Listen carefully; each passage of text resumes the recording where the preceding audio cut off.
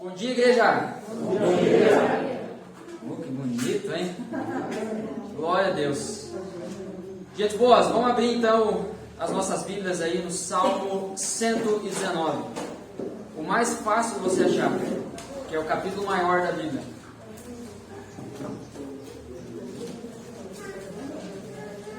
Salmo 119. Não, agora ainda não. Mas obrigado pela vista. Salmo 119, versículo 105.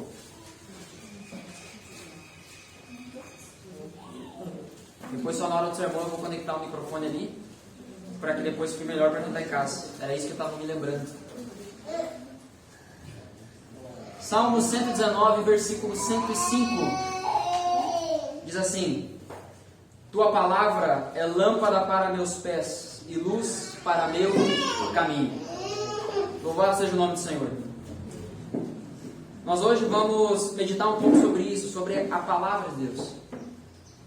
Para nós iniciarmos o nosso culto, eu quero orar com você nesse momento, mas pensando nesse texto específico, no contexto da época, a forma como as pessoas viajavam, saíam de um lugar para outro, percorriam distâncias durante a noite, era prendendo lâmpadas nos seus pés. E a cada passo que davam, então, um passo iluminava apenas o suficiente para o outro passo. E é dessa forma que a Bíblia se coloca nas nossas vidas. Tua palavra é lâmpada para os meus pés e luz para o meu caminho. Não existe um caminho seguro, não existe um caminho de fato que vai nos trazer segurança, senão na palavra de Deus. Com a luz iluminando o nosso caminho, não vai fazer com que os perigos desapareçam, mas com que a gente perceba os perigos diante de nós. Certa vez, em algum momento da história, as pessoas começaram a chamar os batistas de os Bíblia. Em algum ponto da história nós nos perdemos. Temos tantos livros sobre Bíblia, temos tantas Bíblias de estudo, temos tanta literatura boa a respeito da Escritura. Tudo na palma da nossa mão. Você consegue pesquisar, você consegue ter acesso a muita coisa boa. E ainda assim, nós vivemos num tempo onde muitos de nós somos analfabetos da Bíblia. E isso é uma vergonha para nós. E isso precisa mudar. Já faz mais de ano que estamos orando por um avivamento. Portanto, precisamos que a palavra seja aquela que ilumine os nossos caminhos. A cada passo, consultando a palavra. A cada passo, tomando decisões de acordo com a palavra de Deus.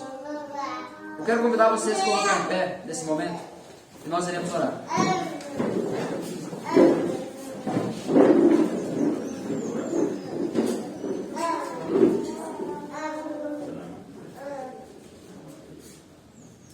Senhor Deus Pai, em nome de Jesus nós estamos aqui diante de Ti, diante da Tua presença, louvando o Teu nome, Senhor, por esse dia que o Senhor nos deu de vida, pela Tua misericórdia que se renovou sobre as nossas vidas mais uma manhã.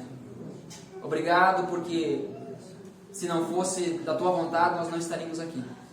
Ainda que fomos convidados, desafiados, talvez até alguém nos buscou em casa para trazer a gente aqui. Mas nós sabemos que no fim último é o Senhor soberanamente nos chamando para estar mais perto de Ti, ó Pai. Nós clamamos que nessa manhã a Tua palavra seja comunicada aos nossos corações. Apesar de mim, apesar das minhas falhas, das minhas limitações, eu creio, ó Deus, que a Tua palavra será pregada. Nós cremos que isso é poderoso, porque a Tua palavra é viva e eficaz. Portanto, ó Deus, nós estamos aqui diante do Senhor e clamamos que o Senhor cumpra em nós a Tua vontade. Que o Senhor cumpra em nós o Teu querer. Nós queremos ser uma igreja movida pela Tua palavra.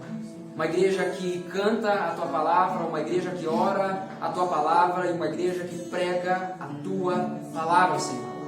Em nome de Jesus. possamos sair daqui essa manhã diferente da forma como a gente chegou. E nós não queremos tratar isso apenas como um clichê, a gente ouve isso sempre, mas que nessa manhã algo novo aconteça em nós. Espírito Santo, nós cremos e reconhecemos a nossa dependência de Ti.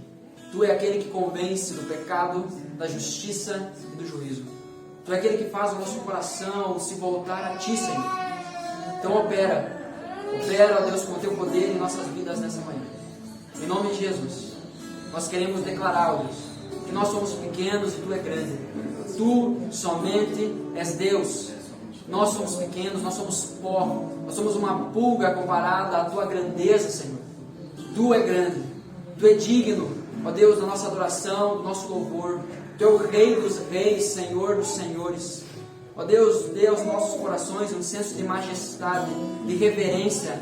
Nós estamos diante do Deus de toda a terra. Nós estamos diante daquele que criou os céus e terra com uma palavra. Quão grande é esse nosso Deus! Quão lindo, quão majestoso é esse nosso Deus! Portanto, ó Pai, a minha oração é que nesse momento, como igreja, com esse senso de majestade, esse senso da Tua presença, nós possamos elevar a nossa voz e louvarmos ao Teu nome, porque só Tu, não nós, só Tu é Deus. Em nome de Jesus. Amém.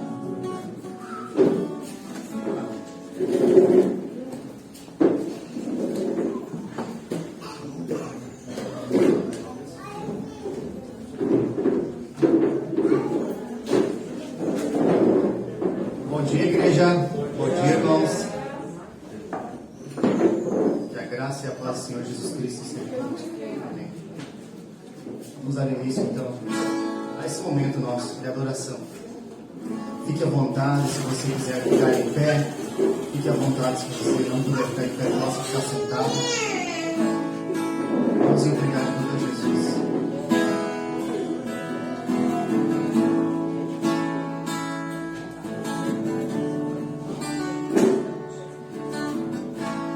Tu não és um Deus criado por nossas mãos, nem um Deus que é dependente de um homem mortal.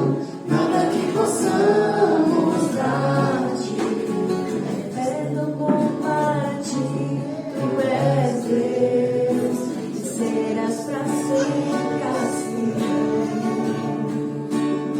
Somente és Deus, o eterno Senhor. O teu trono é o céu. Tu somente és Deus. Hoje aqui, sendo meus dias bons, ou se forem maus, tu comigo estás. Só o teu poder é eterno, ninguém detém. Ao teu nome seja a glória, honra e poder. Tudo que podemos dar-te, és digno de receber. Tu és Deus, que assim pra sempre há de ser. Tu somente és Deus, o eterno Senhor. O teu trono é o céu. Tu somente és Deus. Hoje aqui, sendo meus dias bons, ou se forem maus, tu comigo estás. Não mudará, não falhará. Tremendo Deus, Assim tu és. Não mudará, não falhará. Tremendo Deus, assim tu és. Tu somente és Deus, o eterno Senhor. O teu trono é o céu. Tu somente és Deus. Hoje aqui,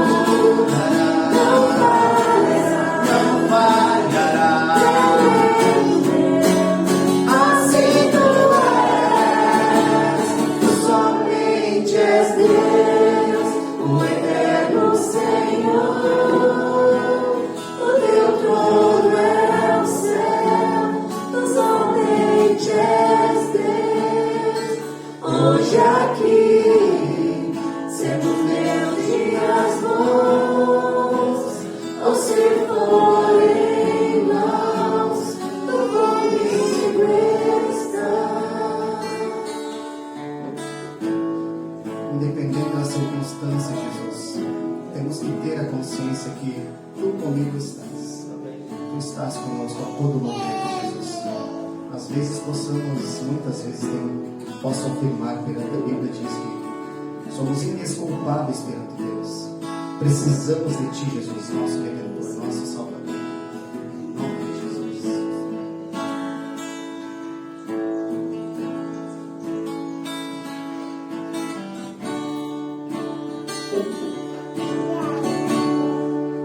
No início era a palavra, com Deus Altíssimo.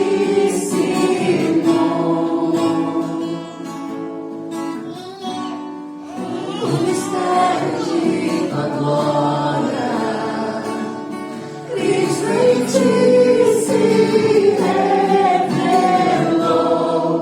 A quão lindo esse nome é, a quão lindo esse nome é, o nome de Jesus, meu Rei. A quão lindo esse nome é, maior que tudo Ele é. A quão lindo esse nome é, nome de Jesus. Deixou o céu para buscar-nos, veio para nos resgatar. Amor maior que o meu pecado, nada vai nos separar. Ah, quão maravilhoso é, ah, quão maravilhoso é o nome de Jesus, meu Rei. Ah, quão maravilhoso é, maior que tudo Ele é. Ah, quão maravilhoso é o nome de Jesus. A morte venceste, os véus rompestes, a tumba vazia agora está. O céu te adora, proclama a glória, pois ressuscitaste, vivo está. És invencível, inigualável, hoje pra sempre reinarás. Teu é o reino, Tua é a glória, acima de todo nome está. Poderoso esse nome é, poderoso esse nome é, o nome de Jesus, meu Rei. Poderoso esse nome é, mais forte que tudo é. Poderoso esse nome é, o nome de Jesus. Poderoso esse nome é, o nome de Jesus. Poderoso esse nome é, o nome de Jesus.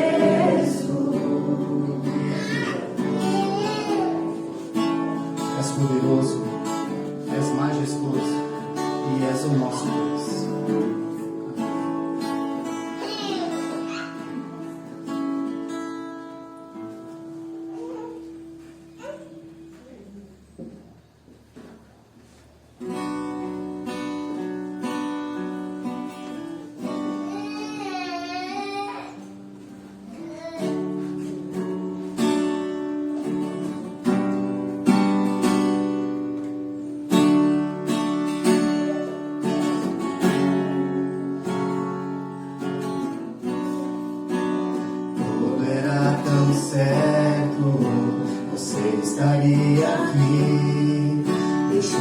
das lágrimas, salvando meu dia.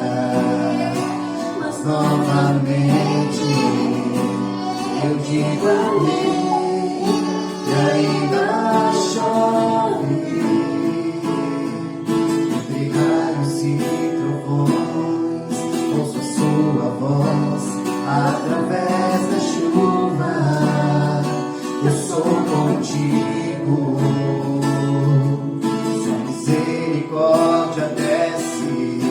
Levanto as mãos e louvo ao Senhor, que dá e tira. Louvarei na tempestade, levantarei minha voz, pois sei quem você é. Não importa onde estiver, toda lágrima que cai está em tuas mãos. Nunca me abandonou em meio à escuridão. Na tempestade louvarei, Senhor.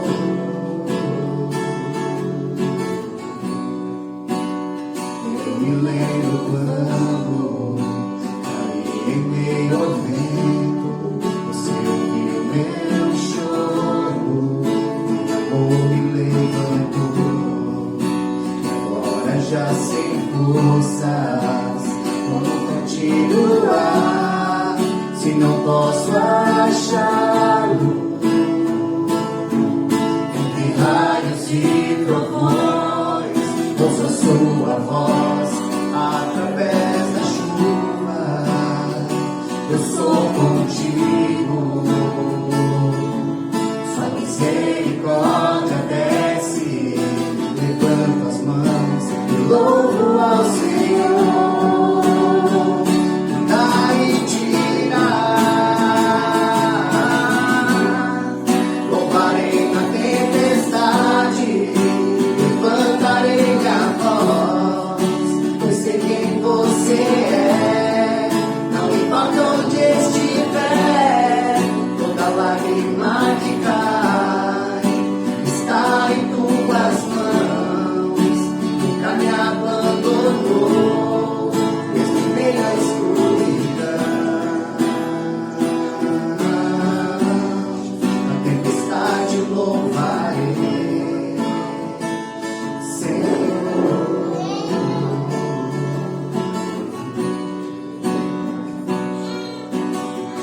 Meus olhos veem os montes, onde o Senhor está. Ele virá de ti, Criador dos céus e da terra. Meus olhos veem os montes, onde o socorro está. Ele virá de ti, Criador dos céus e da terra.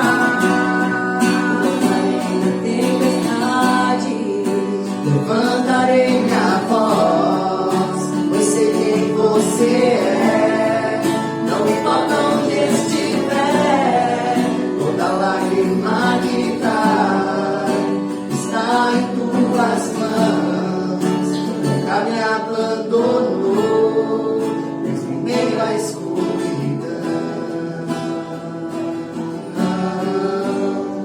Na tempestade louvarei,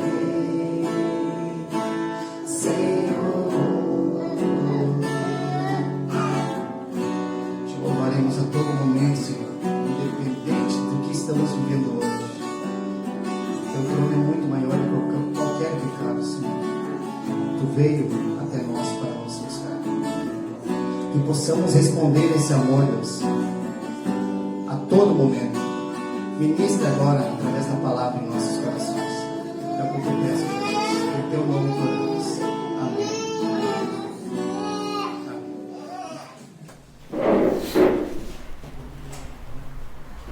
Queridos, eu gostaria de convidar os irmãos para orarmos nesse momento.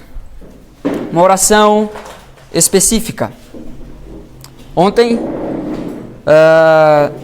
eu fiz a cerimônia fúnebre da Dona Maria Leda, nossa irmã em Cristo, membro da nossa igreja. E nesse momento, então, eu gostaria de convidar um voluntário ou uma voluntária para estar orando pela família, que ainda que a Dona Leda se despediu dessa vida com a convicção de estar em Cristo, convicção de estar salva, e isso alegra o nosso coração. Fica a tristeza da saudade, o luto. Então, nesse momento, eu gostaria que alguém estivesse orando pela família daqueles que estão em luto, também os demais irmãos que conheceram ela há mais tempo e que também sentiram essa perda. Um voluntário ou uma voluntária, então, por favor. Vocês sabem que eu não tenho paciência para esperar a gente se voluntar para orar. Vamos lá, Alessandra, faz uma oração boa então. Pede para Deus estar cuidando da família, estar cuidando também dos demais enfermos. Senhor, nosso Deus e Pai, diante da Tua presença, Senhor, nós colocamos a vida de cada um aqui presente nessa manhã, Senhor Deus. Mas, acima de tudo, Pai querido, queremos colocar a vida da Daiane, da Giovânia, Senhor Deus. Sim. De todos aqueles que estão enlutados, Senhor Deus, com a perda da Ivoleda, Senhor. Que o Senhor esteja consolando o coração de cada um dos seus familiares, Senhor Deus. Amém, Jesus. Que o Senhor esteja confortando, consolando, Senhor Deus, porque sabemos que só o Senhor, Pai, pode consolar o coração daqueles que perderam a Ivoleda, Senhor. Eu pedimos, Senhor, que o Senhor visite o coração da Giovânia, Senhor Deus, da Daiane, Pai, e que o Senhor se faça presente cada dia mais, Senhor Deus, na vida delas, Pai, podendo estar confortando, consolando, Senhor Deus. Amém, Jesus. Mas acima de tudo, Senhor Deus, dando a certeza, Pai, que o Senhor está junto delas, Pai, e se revelando cada dia mais a elas, Pai. Graças te damos, Senhor Deus, por esse momento maravilhoso aqui na Tua presença, Pai. E te pedimos também por aquelas pessoas, Senhor Deus, que estão enfermas nesse momento, Pai querido. Colocamos tudo aquilo, Senhor Deus, todas as ânsias, todas as angústias, Senhor Deus. Tudo aquilo, Senhor Deus, que não pertence, Senhor Deus. Que o Senhor esteja retirando, Senhor, em nome de Jesus, Pai. Cremos no Teu poder, Senhor. Pedimos, Pai, glorioso, que seja feita a Tua vontade, acima de tudo, diante de cada vida, Pai. Amém. Em nome de Jesus. Amém. Amém, Senhor. Amém. Eu quero convidar você a abrir a sua Bíblia na segunda carta de Timóteo.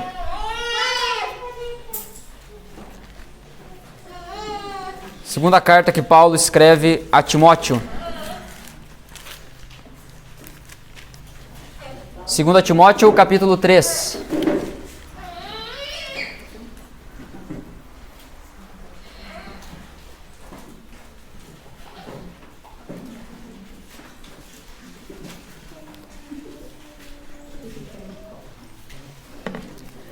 Hoje nós estamos dando início a uma nova série de sermões, aproveitando aí que no dia 31 de outubro será celebrado, comemorado o aniversário da Reforma Protestante.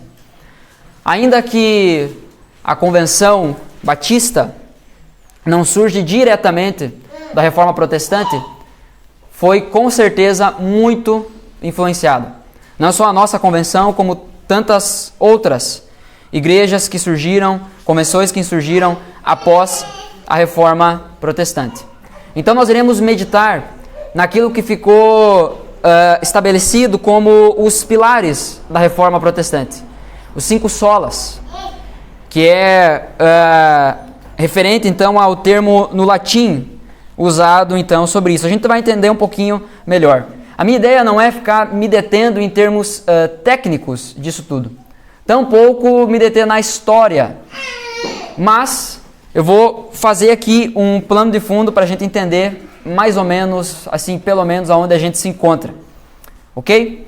Hoje nós iremos falar sobre, então, a primeira sola Escritura, que vem então do latim, que significa somente a Escritura. Estudiosos da Bíblia vão dizer, da teologia, da história da igreja, vão dizer que esse vem primeiro porque é o principal, porque todo o resto precisa se fundamentar nisso.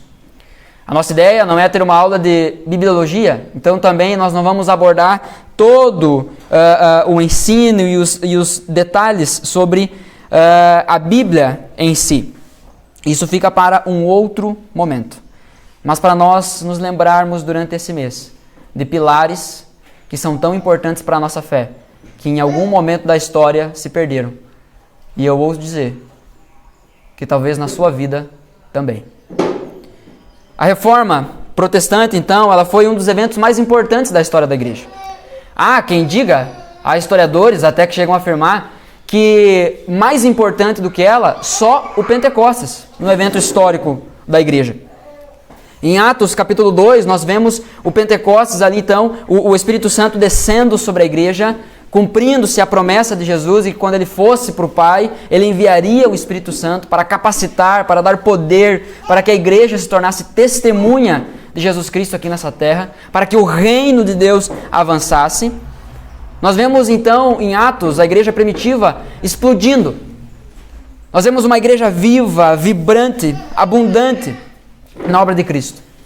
Mas em algum momento, essa igreja que fora abundante se tornou burocrática, política, hipócrita e herege.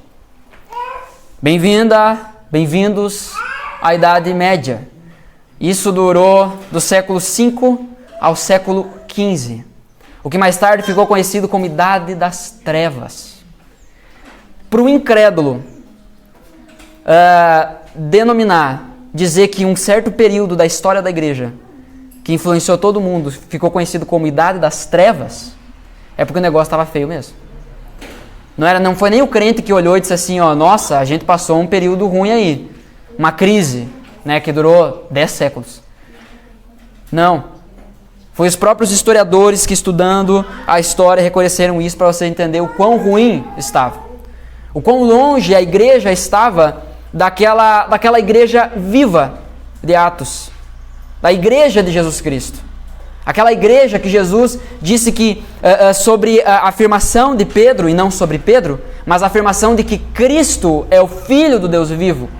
Há um contraste muito grande. Uma igreja viva, abundante, forte, poderosa, cheia do Espírito Santo, se tornou uma igreja burocrática, política, herege, que havia abandonado os caminhos do Senhor. E isso não começou de uma hora para outra. Não foi do dia para a noite. Não foi de uma hora para outra. Foi gradativamente. A igreja foi abandonando os caminhos do Senhor. Fazendo uma concessão ali, outra concessão aqui, abrindo uma exceção lá, outra aqui, negociando um princípio aqui e outro lá. Não, isso não tem nada a ver. Não, isso já não é tão importante. E Deus foi então retirado do trono que lhe é devido e foi colocado o homem. Foi colocado o império, foi colocado o Papa, foi colocado qualquer outra coisa. E cá entre nós é uma tentação que nós enfrentamos até hoje. Há um chamado da parte de Deus para que nós voltemos para a Escritura. Somente a Escritura. A reforma, então, ela se desencadeia, ela encontra o seu ápice, o seu início na pessoa de Martinho Lutero, em 1517. No dia 31 de outubro de 1517, Martinho Lutero, então, prega, fixa nas portas da igreja, onde era o mural da cidade, onde os filósofos, os religiosos se encontravam para discutir teologia. Então ele fixa lá as 95 teses contra as indulgências, contra as heresias da igreja da época. O que mais tarde, então, foi resumido nessas 5 solas. Martinho Lutero fez isso de forma intencional, porque dia 31 de outubro, então, é a véspera do quê? O que é o dia 1º de novembro? Quem sabe? Quem que nem sempre foi crente aí sabe o que é o dia 1º? Dia de Todos os Santos. Então Lutero estava pronto para a briga. Lutero foi buscar confusão mesmo, mas cheio de Deus. Só que Lutero não surge do nada da história. Lutero, ele não surge como um grande herói que faz tudo sozinho. Há uma declaração muito famosa de Lutero que ele diz: eu não fiz nada, a palavra de Deus fez tudo. Mas antes de Lutero, para chegarmos até esse ponto, para experimentarmos então esse verdadeiro avivamento que foi a Reforma, houve outros homens que deram a vida por isso. E eu quero citar apenas aqui 2 de forma corrida. E aí, se você quiser saber mais sobre a história da igreja, espero que sim, você pode me procurar depois e eu compartilho com você algumas outras coisas, também para você assistir. Mas eu quero compartilhar 2 nomes aqui, que são verdadeiros pré-reformadores. Primeiro, John Wycliffe. Morreu em 1384. A reforma aconteceu só em 1517. E também John Huss, que morreu em 1415. John Wycliffe era um sacerdote na Inglaterra, professor da Universidade de Oxford.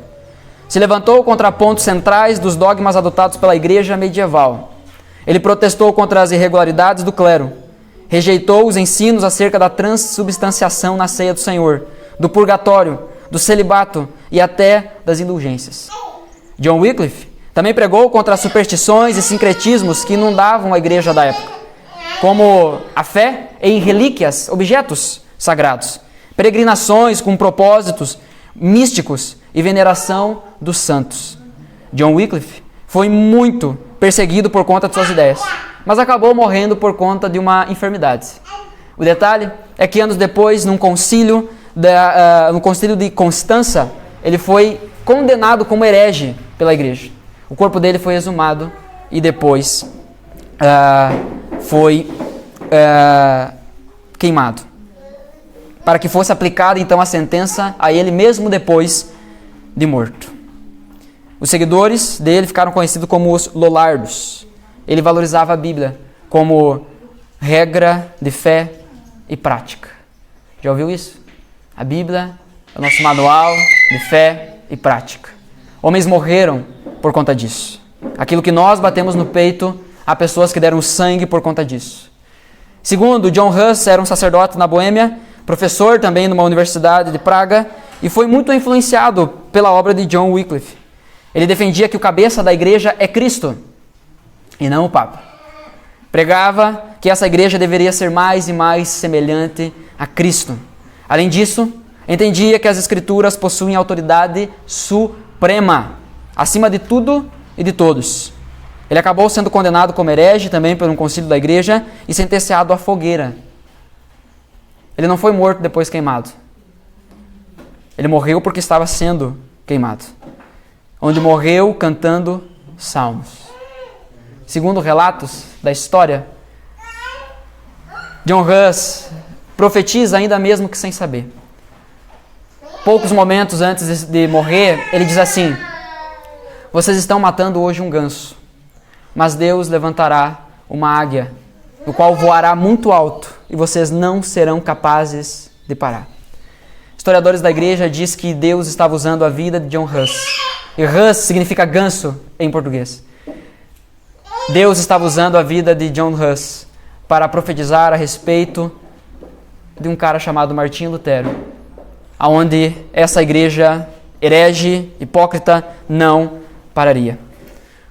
Os seguidores de John Huss ficaram conhecidos na história da igreja como os irmãos boêmios. Se tornaram precursores de outro importante grupo protestante, os moravianos. Já falamos também sobre os moravianos, responsáveis mais na frente da história como responsáveis por um dos grandes avivamentos. O grupo dos moravianos é conhecido por ter uma reunião de oração que durou 100 anos, sem parar. 100 anos sem parar.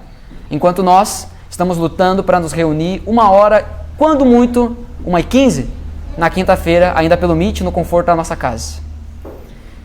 Devemos voltar às Escrituras. Os reformadores, então, acreditavam que a autoridade das Escrituras não dependem do testemunho de qualquer homem ou mesmo da igreja. A Escritura não serve à igreja. É a igreja que se submete à Escritura. Apenas Deus tem autoridade. E esse conceito de que a Escritura é a palavra de Deus e que toda a autoridade vem da Escritura, contrastava diretamente com o ensino da época, da igreja medieval, da Idade das Trevas. Naquela época onde o Papa mandava, a tradição, as formulações dos concílios possuíam uma autoridade equiparável às Escrituras. Então, a Bíblia diz isso, mas o Papa diz isso. Tem o mesmo peso. Vamos ter que optar por algum. A igreja decidiu isso, mas a Bíblia diz outra coisa. Nós podemos escolher com o que nós vamos ficar, porque são duas autoridades. A Bíblia somente. Sola Escritura. Somente a Escritura. Apenas a Bíblia é a autorrevelação especial de Deus e de sua vontade ao homem. Se nós abrirmos a nossa boca para dizer assim diz o Senhor, e isso não for comprovado na Escritura, miserável homem que somos. Somos falsos profetas. Eu quero abordar através do texto de Timóteo capítulo 3, 2 Timóteo capítulo 3. 4 características sobre a Escritura Sagrada. Sendo elas autoridade, clareza, necessidade e suficiência. No texto de 2 Timóteo, então, capítulo 3, versículo 14, diz assim: Você, porém, deve permanecer fiel àquilo que lhe foi ensinado. Sabe que é a verdade, pois conhece aqueles de quem a aprendeu. Desde a infância lhe foram ensinadas as sagradas Escrituras, que lhe deram sabedoria para receber a salvação que vem pela fé em Cristo Jesus. Toda a Escritura é inspirada por Deus e útil para nos ensinar o que é verdadeiro e para nos fazer perceber o que não está em ordem em nossa vida. Ela nos corrige quando erramos e nos ensina a fazer o que é certo. Deus a usa para preparar e capacitar seu povo para toda boa obra. Vamos orar mais uma vez. Espírito Santo de Deus, Tu é o Espírito da verdade. Tu é o Espírito que sonda a mente e corações. Nesse momento, Espírito Santo, nós clamamos que o Senhor ilumine o nosso entendimento. Que o Senhor aqueça os nossos corações com a Tua palavra, Senhor. Que nada tire a nossa atenção daquilo que o Senhor deseja falar conosco nessa manhã. Ministra em nossos corações, ó Pai, em nome de Jesus. Nos ajuda a compreender, a nos dar reverência, o senso de majestade, que nós estamos diante do Deus de toda a terra. Nós não estamos diante de um pastor, nós não estamos diante de pessoas, nós estamos diante daquele que reina soberanamente sobre todas as coisas. Fala conosco, em nome de Jesus. Amém. Amém. No versículo 14, nós vemos Paulo, então, aconselhando, Paulo ensinando o seu filho na fé, o seu discípulo, o jovem pastor Timóteo. Sabemos que Timóteo não era um homem jovem, ele era um jovem crente. Quando Paulo diz a Timóteo, ninguém o despreze pelo fato de você ser jovem, não estava se referindo que Timóteo era um rapaz. Ele já era homem feito, mas ele era novo relativamente na fé. 2 Timóteo é a carta mais pessoal que Paulo escreve. É a carta mais onde ele divide o coração com aquele que era o seu fiel parceiro, o seu mais próximo irmão na fé. E ele aconselha a Timóteo: você, porém, está fazendo um contraste quanto à conduta das outras pessoas. Aqui, Paulo está dizendo a Timóteo: não importa o que os outros estejam fazendo, não importa qual seja a conduta dos outros, livre-se das desculpas de que ao meu redor as pessoas não obedecem ou não levam a palavra a sério. Quanto a você, porém, há uma quebra aqui, há uma ruptura contra a influência negativa das outras pessoas. E nós sabemos que nós somos campeões em achar essas desculpas, não justificativas. Nós jamais acharemos justificativas para termos abandonado a palavra de Deus. Desculpas, um monte. Ah, porque eu trabalho muito. Jesus foi o cara mais ocupado. Ah, porque eu preciso descansar. Aonde você encontrará mais descanso do que na palavra de Deus? Ah, eu preciso parar para pensar. Encha sua mente com aquilo que é bom, com aquilo que é digno de louvor, com aquilo que vem do alto. É o ensino que nós encontramos em Filipenses e também em Colossenses. A verdade é que nós achamos muitas desculpas. Eu não gosto de ler. Você também não gosta de trabalhar. Também não gosta de fazer algumas coisas que você tem que fazer, mas você entende que precisa. Por que você faz? Porque precisa. Sabe, nós precisamos voltar a essa consciência de que nós precisamos da Escritura Sagrada. Sem ela nós estamos perdidos, sem ela nós estamos no escuro. Lâmpada para os meus pés, luz para o meu caminho é a Tua palavra, Senhor. Sem ela nós estamos perdidos. Sem ela nós podemos fechar a igreja. Não há razão para nos reunirmos. Porque não são as minhas ideias, não é as suas ideias. Nós vemos que isso ao longo do tempo tem sido abandonado mais uma vez. Gradativamente. Esses dias conversando com o irmão, nós falávamos sobre as músicas gospels, os louvores do momento. Onde tu vai ver que nos louvores do momento, me fugiu o termo agora, mas qualquer plataforma que tu for entrar de música, você botar lá uma playlist da rádio gospel, o mix gospel, você vai ver que os primeiros, os que lideram, normalmente não estão falando sobre Jesus. O trono foi desocupado. Agora senta o homem lá. É o meu desejo, é a minha vontade, é os meus sonhos, é a minha vitória. E isso é fruto de um povo que tem abandonado a Escritura. Mas nessa igreja não será assim. Eu desafio você. Eu incentivo você. Medite sobre as músicas que nós temos cantado. Medite sobre as músicas que nós temos cantado. Se não são músicas da palavra, se não falam sobre a palavra, se não exaltam o nome de Deus, se colocam o homem centrado, se são hereges, você tem toda a autoridade e o dever de me chamar e dizer: pastor, essa música está teologicamente errada. Pastor, essa música vai contra a Escritura. Urgentemente precisamos retirar ela. Nós precisamos ser um povo apaixonado pela Escritura. Nós precisamos ser um povo que ama a Bíblia, que vive ela, que pratica. Você, porém, não importa o que os outros estão fazendo, você, porém, deve permanecer fiel àquilo que lhe foi ensinado. E se você recebeu isso como ensino, é porque foi em algum momento da sua caminhada, você reconheceu que a Bíblia é a autoridade. O texto continua na parte B aqui do versículo 14. Sabe que é a verdade, pois conhece aqueles de quem aprendeu.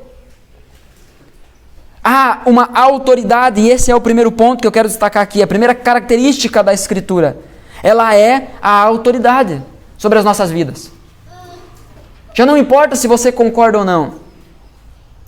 Há um ensino herético, um ensino que vem da mente de Satanás, de que a Bíblia, ela se torna a palavra de Deus quando nós cremos nela. E isso não é a verdade. A Bíblia é a palavra de Deus, você crendo nela ou não. A Bíblia é a palavra de Deus. Ela tem toda a autoridade. Não alguma, não uma porção, não 99%. A Bíblia tem toda a autoridade. Não importa se você crê nela ou não. Nós não podemos rebaixar a Escritura a uma opinião.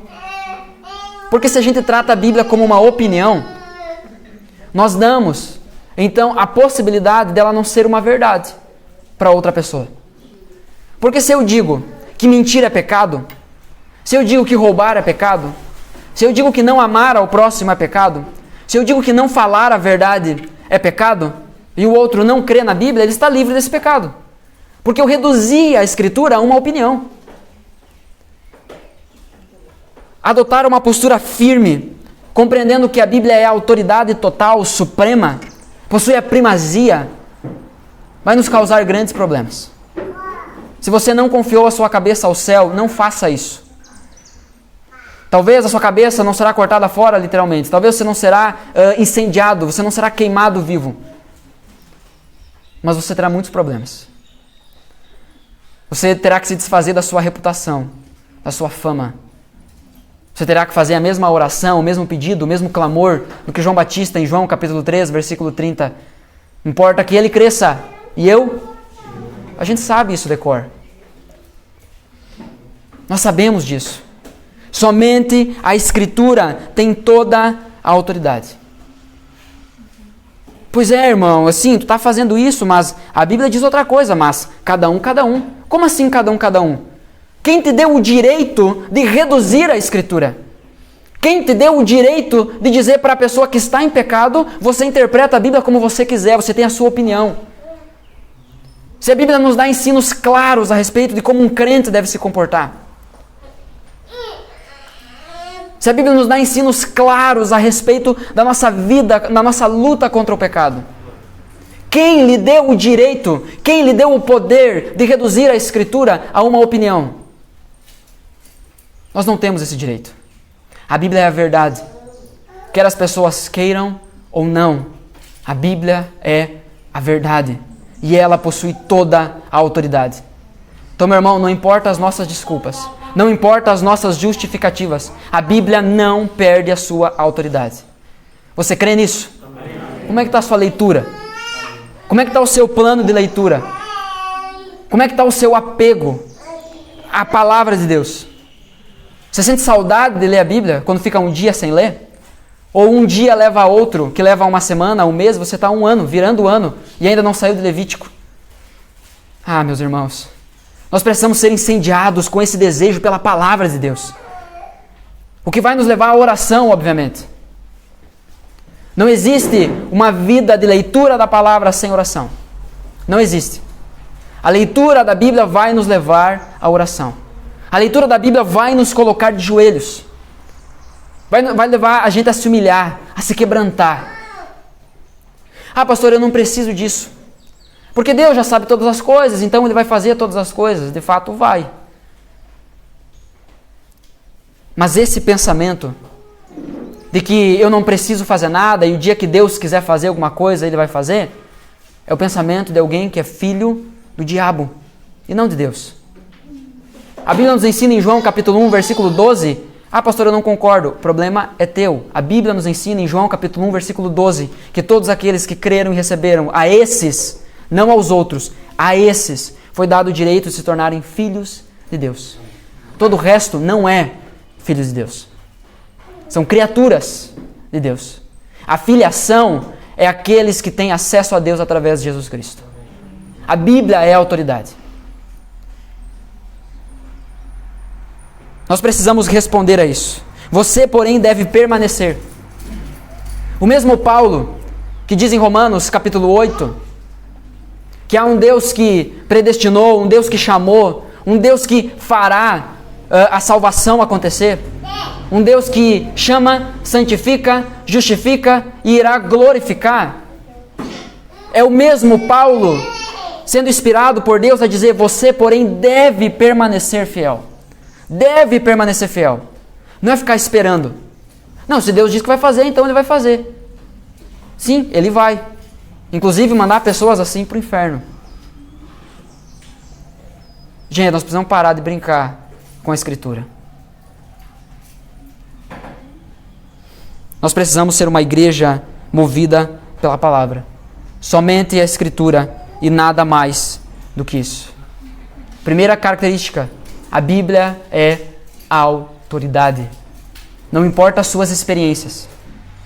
Eu quero citar aqui mais uma vez, talvez, o erro que nós mais cometemos. Vamos supor aqui que o Silvano, é uma suposição, que o Silvano se converteu semana passada. O Espírito Santo operou regeneração no coração dele, na semana passada. E o Silvano está todo animado, está feliz, está faceiro. Ele chega aqui às 7h30 da manhã, acorda o Leandro e diz assim: ó, me dá um balde, me dá uma vassoura que eu quero limpar essa garagem. Eu quero deixar tudo pronto, arrumar todas as cadeiras. Eu quero servir a Jesus. Vamos, Vani, faz um pouquinho mais de comida, porque o meu vizinho ali estava precisando e eu vou levar para ele. Não, eu não posso agora, eu não posso. Meu irmão, mais tarde eu vou na tua casa, eu não posso agora. Agora é o meu tempo de leitura da palavra. Hoje o dia vai ser puxado, eu vou levantar 40 minutos mais cedo para orar. A gente olha para um cara e diz assim, ó, Silvano, tá no primeiro amor. Isso vai passar. Gente, essa frase, ela sai com cheiro de enxofre da nossa boca. É Satanás se interferindo, se colocando em nosso meio. Jesus em Apocalipse, capítulo 2, versículo 4, ele diz assim, ó, contra você, porém, tenho isso, você abandonou o seu primeiro amor. Arrependa-se e volte a praticar as obras que praticava no início. Abandonar o primeiro amor não é crise. Abandonar o primeiro amor não é normal. Abandonar o primeiro amor é pecado. Por que nós dizemos que é normal? Porque a nossa experiência normatizou isso. Porque nós somos tentados a desanimar. Porque nós somos tentados a regredir, a não avançar, a não continuar firme. E para isso a gente normatiza então por baixo, para que a gente fique seguro. Mas a Bíblia vem como autoridade e nos ataca. A Bíblia vem como autoridade e nos molda. A Bíblia vem como autoridade e nos fere, nos mata, para que nos faça viver e nos cure. A nossa oração, meus irmãos, é que o Evangelho do Senhor Jesus Cristo, a palavra de Deus, assim como a chuva penetra em nossos corações. Da mesma forma que a chuva penetra na terra, o Evangelho deve penetrar em nossos corações. Devemos absorver isso e entender que ela é a autoridade sobre todas as coisas. Não nós, não as nossas experiências. Há uma definição do N. Gruden sobre a autoridade da Escritura.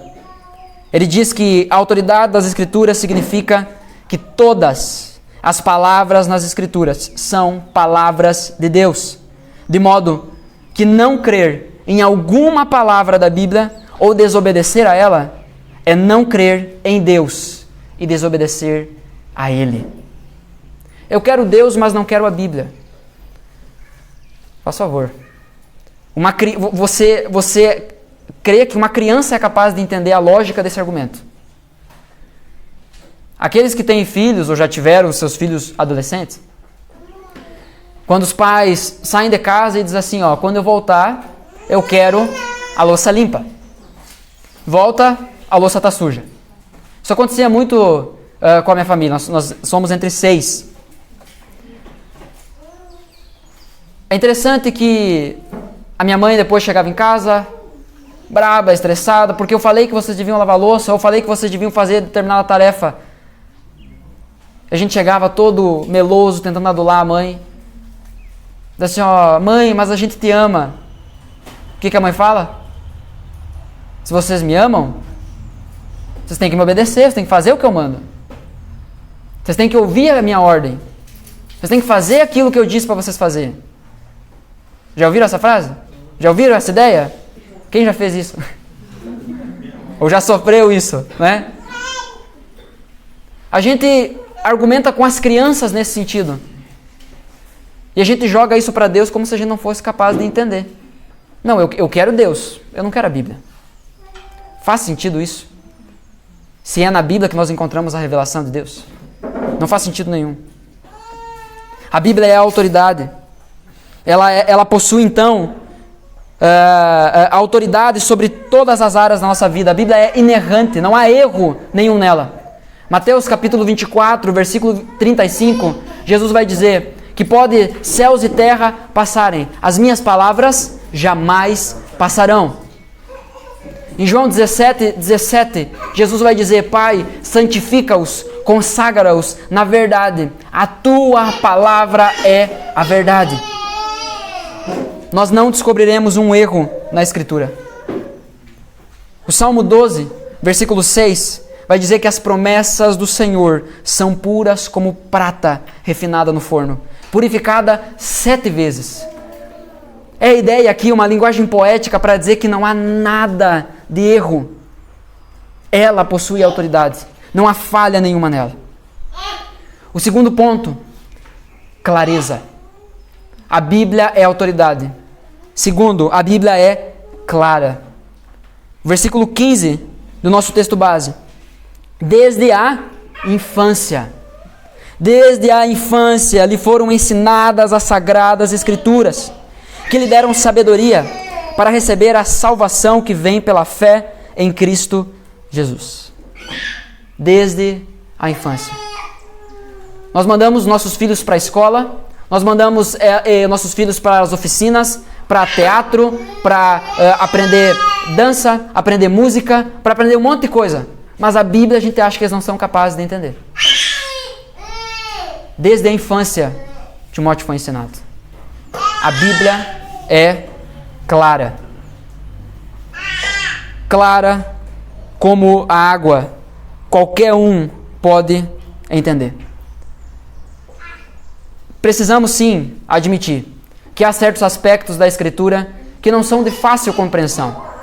Que é necessário olhar para esses textos difíceis e interpretá-los à luz de textos fáceis. Então, primeiro a gente tem que entender aquilo que é mais fácil. E assim ir progredindo.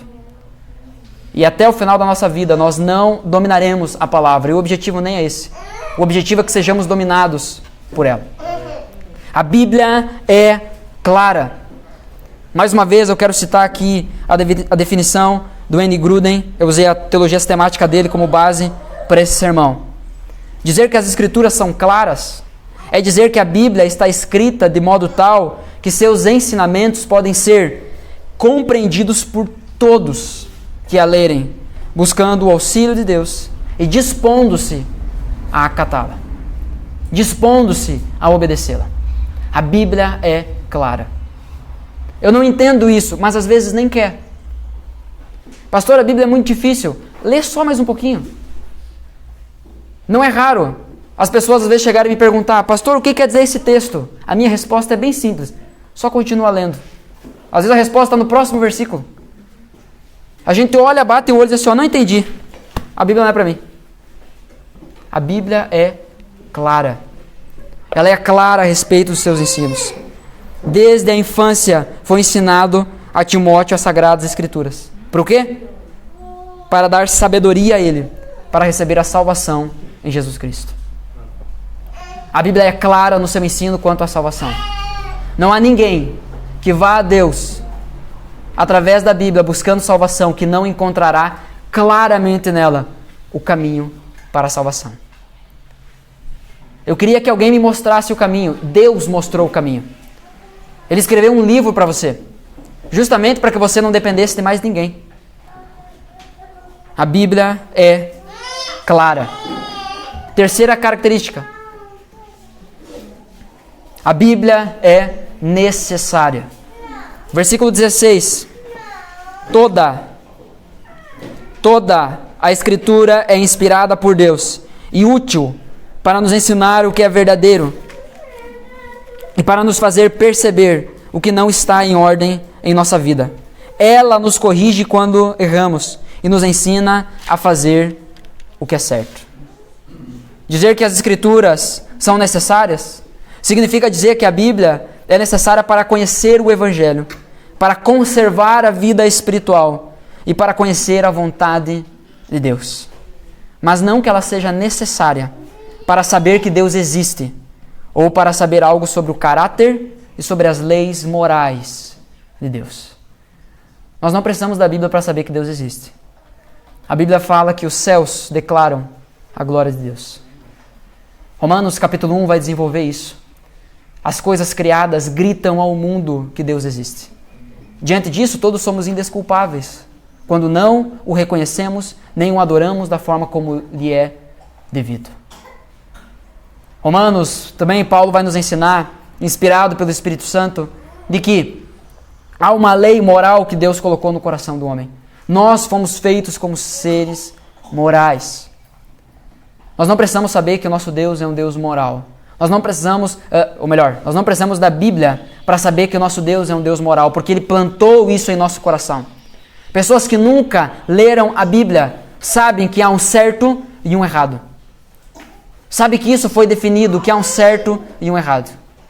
Nós precisamos da Escritura para conhecer o Evangelho de Jesus Cristo, a obra de redenção, a salvação para as nossas vidas. Ela é necessária porque ela é inspirada por Deus e útil para o quê? Para nos ensinar o que é verdadeiro, para nos ensinar o caminho que a gente deve andar, para nos fazer perceber quando algo não está em ordem. Mas como que eu vou saber que algo não está em ordem se eu não leio a Bíblia? Como que eu vou saber discernir que as pessoas estão abandonando o amor? De acordo com Mateus capítulo 24, versículo 12, Jesus diz que com o aumento da iniquidade, o amor de muitos esfriará. Como que eu saberei que o amor das pessoas estão esfriando se eu não estou me alimentando na Bíblia do que é o padrão de amor que Deus espera? A saber, o grande mandamento. Amar a Deus com toda a força, com todo entendimento, com toda a alma, com todo o coração, com tudo que há em nós. A Bíblia é necessária para as nossas vidas, para nos mostrar quando algo não está em ordem, para nos denunciar o pecado. Se você não está lendo a palavra de Deus, e isso por si só é pecado, mas eu ouso aqui dizer que você está escravizado por pecados, porque é a Bíblia que nos liberta, é a palavra do Senhor que nos liberta, é a verdade que nos liberta. E uma vez que o Filho nos liberta, verdadeiramente seremos livres.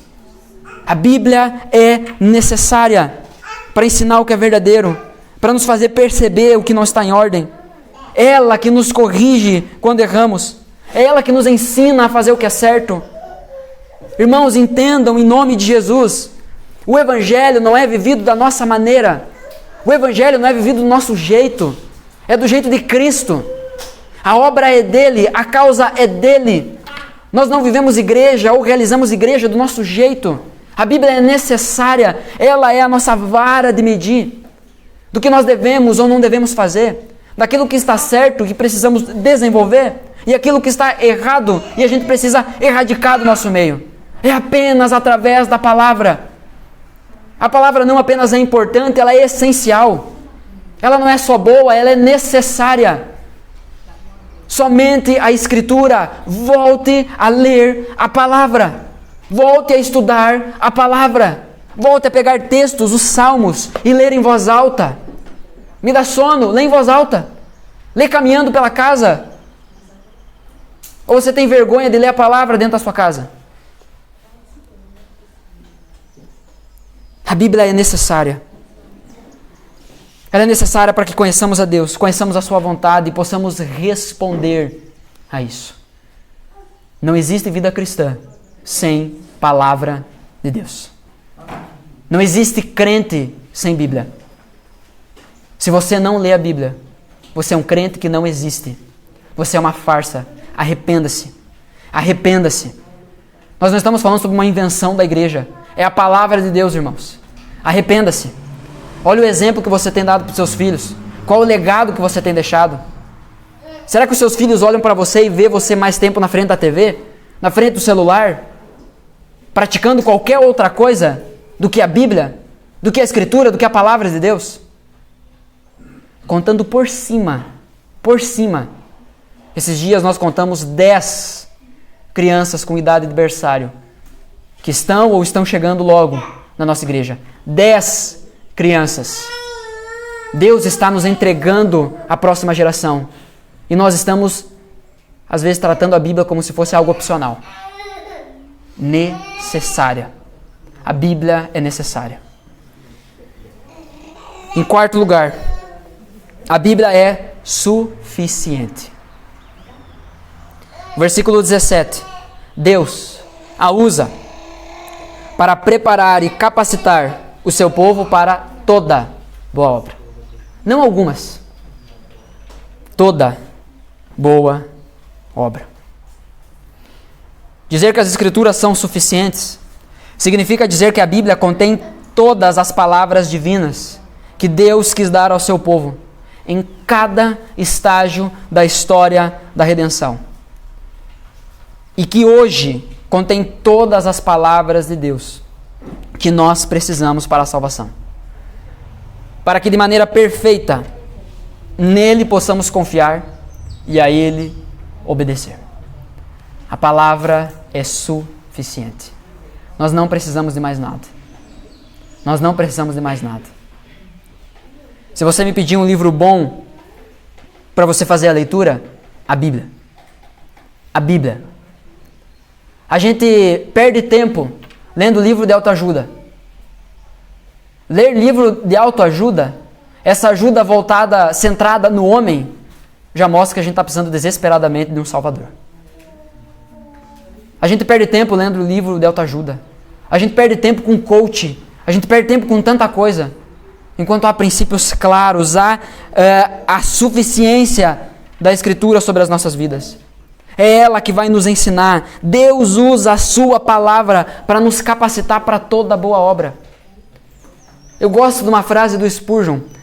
Uma vez eu vi essa frase com uma arte que me marcou muito. Que ele diz assim: passeie por bons livros, mas faça a sua morada na palavra de Deus. E a arte era a Bíblia desenhada, livros assim como no formato de uma casa, e dentro da casa era uma biblioteca.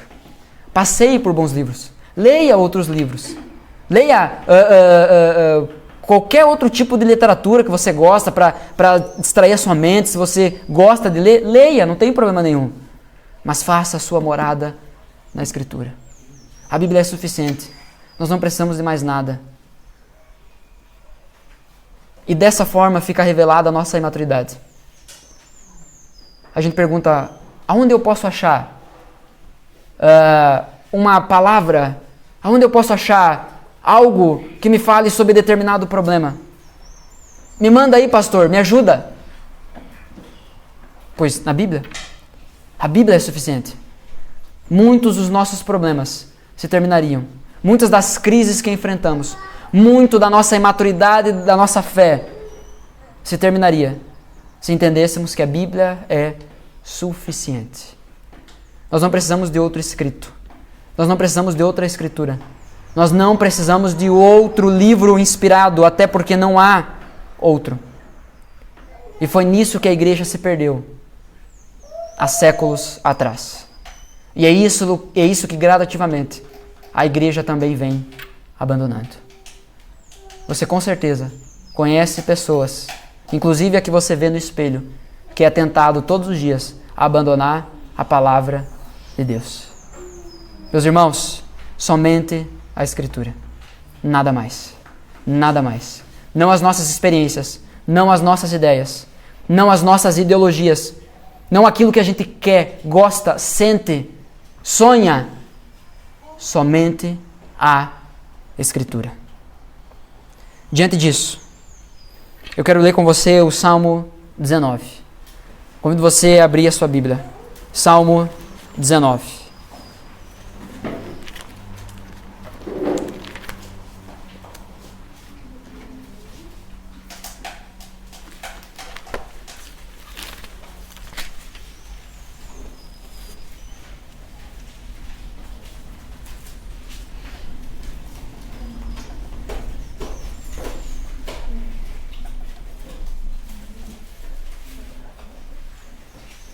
Salmo 19.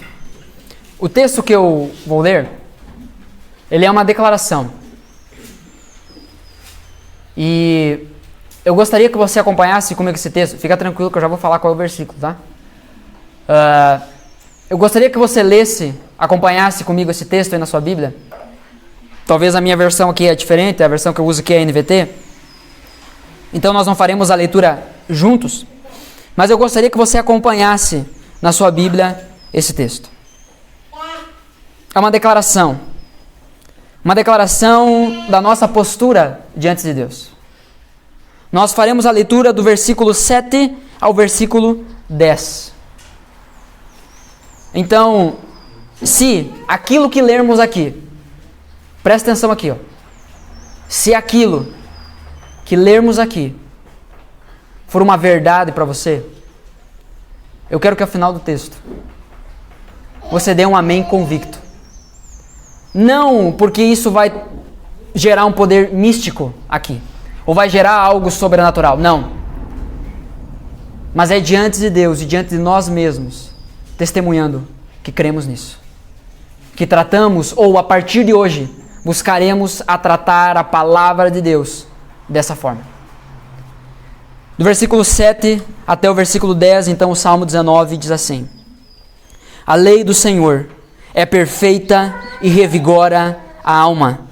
Os decretos do Senhor são dignos de confiança e dão sabedoria aos ingênuos. Os preceitos do Senhor são justos e alegram o coração. Os mandamentos do Senhor são límpidos e iluminam a vida. O temor do Senhor é puro e dura para sempre. As instruções do Senhor são verdadeiras e todas elas são corretas. São mais desejáveis que o ouro, mesmo o ouro puro. São mais doces que o mel, mesmo que o mel que goteja do favo.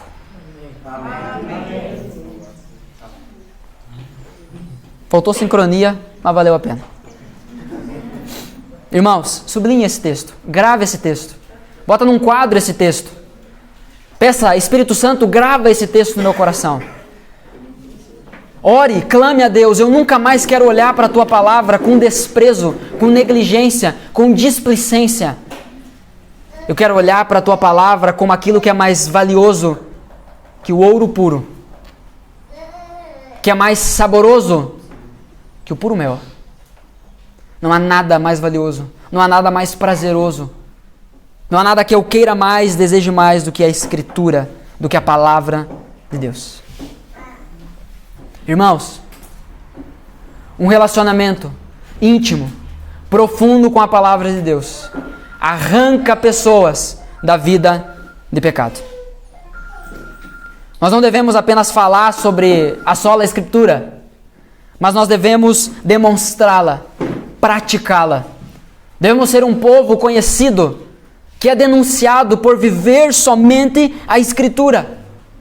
Devemos pregar apenas a palavra e pregar toda a palavra. Não é as partes que a gente gosta. Não é a teologia da caixinha de promessa. Você vai no camelô e compra aquela caixinha de promessa, sabe que você tira um versículo lá? Não tem um versículo ruim lá, é só versículo bom. Por isso que vende. Se fosse os textos que nos dizem que devemos morrer para a gente mesmo, não venderia. Por que as igrejas que pregam bênção, prosperidade, estão sempre cheias? Porque é isso que as pessoas querem. Mas nós, não. Amém? Nós, não. Louvado seja Deus, que essa garagem está ficando pequena. Ou o Leandro aumenta a garagem, ou a gente termina de uma vez o tempo. Eu acho que quem termina é o primeiro tempo, né? Amém, né, Leandro? Amém. Queridos, a minha oração é que nessa manhã você saia daqui desafiado, não por mim, mas pelo Espírito Santo, pela própria palavra de Deus, a tratá-la com o devido respeito, a tratá-la com a devida reverência. Ela não é mais um ponto da nossa vida. Ela é tudo o que nós temos e precisamos. Sem a palavra de Deus, estamos mortos. Você, todos nós, sem a palavra de Deus, você está morto. Ainda que ande, ainda que respire, fale, se vista e venha na igreja como um crente, sem a palavra de Deus, você está morto. Mas a nossa esperança é que a palavra de Deus revigora a nossa alma. Ela nos traz vida. Em pé, eu quero orar com você.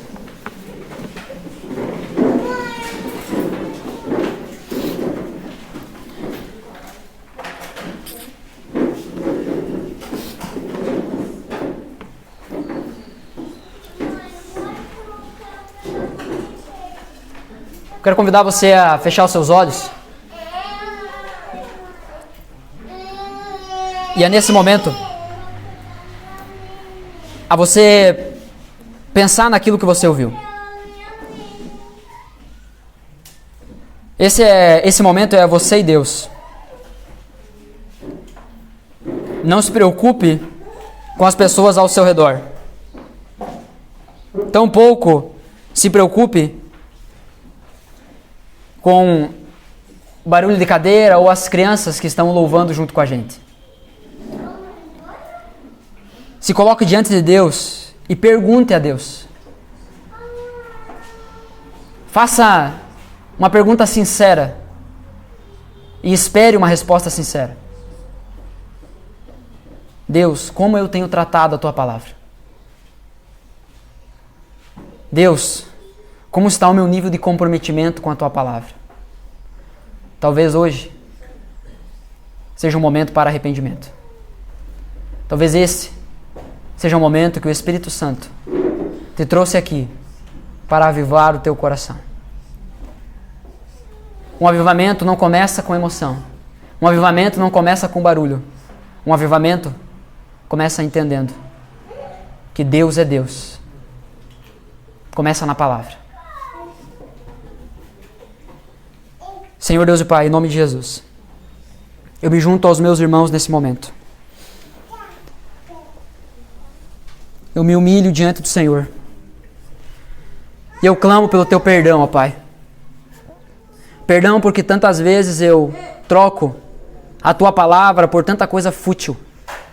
Coisas às vezes que nem são pecado, mas que são fúteis, que são distrações. Eu peço perdão por isso. Eu peço a Deus que o Senhor também esteja derramando do Teu perdão sobre aqueles corações que o Teu Espírito Santo tocou essa manhã. Aqueles que Tu sabe o porquê trouxe aqui hoje. Eu clamo, ó Deus, que o Senhor avive os nossos corações. Eu clamo, ó Deus, que o Senhor nos leve de volta à Tua palavra.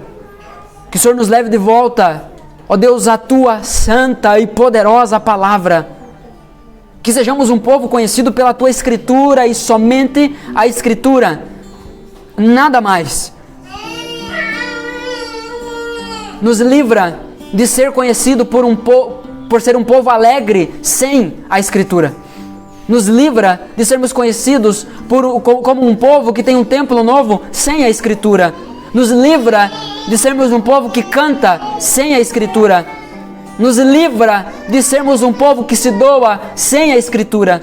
Nos livra de ser um povo que trabalha sem a Escritura. Nós queremos que todo o resto parta daqui, da Tua palavra, Senhor. Traz essa realidade aos nossos corações. Quebranta os nossos corações, até os mais duros, até aqueles que nesse momento ainda estão resistindo. Espírito Santo, eu clamo ao Senhor. Eu sou falho, eu fracassei aqui essa manhã em tentar mostrar a grandeza da Tua palavra, porque o Senhor é muito maior do que tudo o que eu falei, ou conseguirei falar ainda que viva 100 anos. O Senhor é muito maior. Nós precisamos desesperadamente que o Teu Espírito Santo comunique aos nossos corações. Nós precisamos que o Senhor faça alguma coisa. Aviva os nossos corações com a Tua palavra, Senhor. Ainda hoje nós precisamos de uma reforma. Ainda hoje os nossos lares precisam de reforma. Ainda hoje os homens dessa igreja precisam de uma reforma. Precisam assumir os seus postos, precisam assumir as posturas que o Senhor espera, precisam ser sacerdotes dos seus lares, líderes das suas casas. Abandonaram isso, entregaram aquilo que o Senhor entregou, colocou nas mãos deles, na mão de outros, até mesmo na mão da igreja, até mesmo na mão do pastor, na mão das suas esposas. Deus, há uma postura que o Senhor espera dos homens dessa igreja, e eu clamo nesse momento, ó Deus, Espírito Santo, toca-nos, aviva-nos, enche-nos do Teu poder, enche-nos da Tua presença. As mulheres dessa igreja precisam de uma reforma, precisam entender o lugar que o Senhor colocou elas, de mais alta honra, a coroa dos seus maridos, aquela que auxilia, que encoraja, aquela que entende que o marido nunca será o que deve ser, se ela não for usada para isso. Deus amado, eu peço em nome de Jesus que o Senhor levante na nossa igreja grandes mulheres, Pai, comprometidas com o Teu Evangelho, com a Tua palavra, comprometidas em oração, comprometida com o ensino, com a educação, com o comportamento dos seus filhos. Deus amado, eu clamo, aviva as nossas famílias, Senhor. Que a palavra de Deus volte a ser aberta nos nossos lares. pregada em nossos lares, lida em nossos lares. Que a Tua palavra nos direcione, diga o que a gente pode e não pode, quando não pode, se pode ou não. Ah, Senhor, aviva os nossos corações. Nós precisamos disso. Clamamos por isso. Pedimos, ó Deus, que o Teu reino se estabeleça nas nossas vidas. Pedimos, ó Deus, que o Teu reino se estabeleça em nossos lares. E isso se dá através da Tua palavra. O Teu reino é a extensão de quem Tu é. O Teu reino é o direito legal que o Senhor tem de reinar sobre aquilo que criou. O Teu reino é a Tua vontade sendo colocada em prática. O Teu reino é encontrado na Tua palavra. Nós clamamos, ó Deus, nesse momento, como igreja, como corpo, que venha o Teu reino, Senhor. Que venha o Teu reino sobre nós. Que a Tua palavra, a Tua verdade estabeleça o Teu reino na nossa cidade, na nossa igreja. Transforme o meio que nós estamos. Os nossos vizinhos, os nossos familiares, todas as pessoas com quem a gente tem contato. Transforma-nos, ó Deus. Estabelece o Teu reino, Senhor. Através da Tua palavra, estabelece o Teu reino. Nós cremos, ó Deus, que é uma revolução que o Senhor deseja fazer. E o Senhor começará isso por aqueles, somente por aqueles que entendem que é somente a Escritura, que ela é a autoridade, que ela é clara, necessária e suficiente. Essa é a minha oração, Senhor. Essa é a nossa oração. Em nome do Senhor Jesus Cristo. Amém.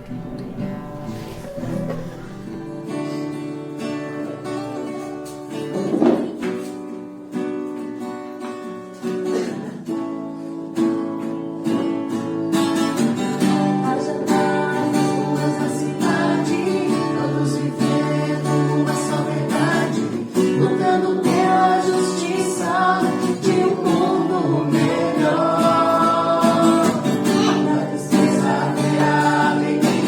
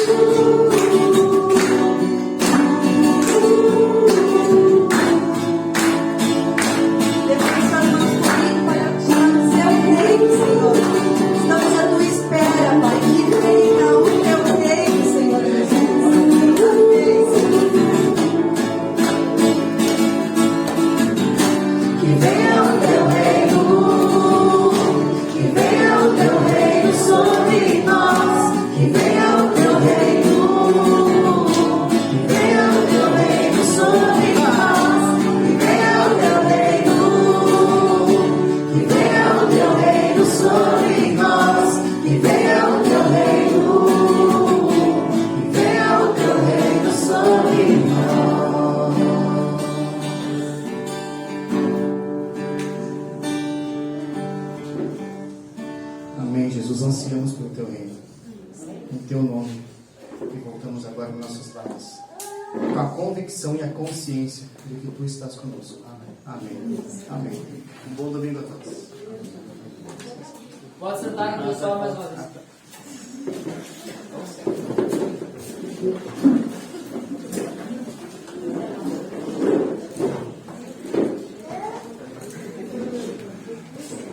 Irmãos, na semana que vem nós daremos sequência na nossa série, então, sobre os 5 solas. Na semana que vem falaremos sobre somos Cristos, somente Cristo. Venha. Vamos desenvolver esse entendimento e vamos reforçar esses pilares. Dia 16 de outubro, às 18 horas, nesse local, o que tem? Assembleia Administrativa. Então, você que é membro dessa igreja, honre a sua membresia. Já está há algum tempo que nós estamos divulgando, tempo suficiente para você se preparar e estar aqui. Trataremos sobre coisas muito importantes. Amém? Amém. Agora sim, então eu quero pedir para que um voluntário, um homem ou uma mulher cheia de Deus, que crê em Jesus Cristo, crê na palavra de Deus, se voluntarie para orar e assim nós nos despedirmos. Silvano? Olha então, meu irmão. Aí, após a oração do Silvano, estamos então dispensados. Lembre-se, há pessoas que estão nos visitando hoje. Então, aqueles que você já vê e já conhece, pede para esperar mais um pouquinho que daí você conversa com ele, tá bom? Mas vamos cumprimentar hoje então as pessoas que estão nos visitando aí. Enfim, eu sei que a gente se gosta tanto e às vezes a gente acaba deixando outras pessoas saindo correndo sem nenhum oi, sem nenhum até logo. Nós temos que ser uma igreja que se cuida, que se abraça, tá bom? Eu estarei lá na saída lá também para cumprimentar você. Oremos. Senhor Pai, em nome de Jesus, nós queremos que o Teu Espírito Santo, Pai, gere um temor, Pai, diante da Tua palavra, Senhor. Nós entendemos, ó Pai, a grandeza, Senhor, do Teu nome. O Senhor é o único digno de louvor. O Senhor é o único digno, Pai, que está sentado no trono, comandando todas as coisas, ó Pai. Louvado seja o Teu nome, Senhor, pela Tua criação, pelo Teu amor, a Tua justiça e pelo Teu reino, Pai. Vivemos por este dia, Pai, digno que Jesus Cristo veio nos buscar, Pai. Que possamos, ó Pai, a partir desse momento, Pai, a partir da leitura, do cantar, do viver a Tua palavra, Pai, possamos ter um temor, Pai. Um temor ao Senhor, Pai, mas um temor de amor, Pai. Um temor, Senhor, de justiça, um temor, Pai, onde o Teu Espírito Santo nos enche, Pai, com a Tua palavra, Senhor. Que possamos, Senhor Deus, ler a Tua palavra, aprender, pregar a Tua palavra cada vez mais, Pai. Para que possamos espalhar as boas novas, que já não são nem tão boas, ó Pai, no sentido de que todos já sabem, mas que possamos, Senhor, levar este amor puro, o amor de Cristo na cruz, ó Pai. Em nome de Jesus, Pai. Fala com cada um aqui, que cada um seja incentivado pelo Teu Espírito Santo, Senhor, a cada vez mais avançar, Pai, crescer e desenvolver a sua fé na salvação plena de Jesus Cristo, Pai. Nos leve para casa, nos confronte, que Teu Espírito Santo, Pai, até nos humilhe, Pai, diante do Senhor, Pai, mas que possamos reconhecer a Tua grandeza e a Tua majestade, Senhor. Cuida de cada um dos irmãos que esteve aqui, Pai, que o Senhor trouxe aqui para escutar esta palavra. Os que não vieram, Pai, também abençoa eles, ó Pai. Em nome de Jesus nós clamamos, Senhor, por um avivamento vindo da Tua parte, Pai, pelo Senhor, um agir do Teu Espírito Santo, Senhor. Em nome de Jesus que nós oramos e clamamos. Amém. Amém.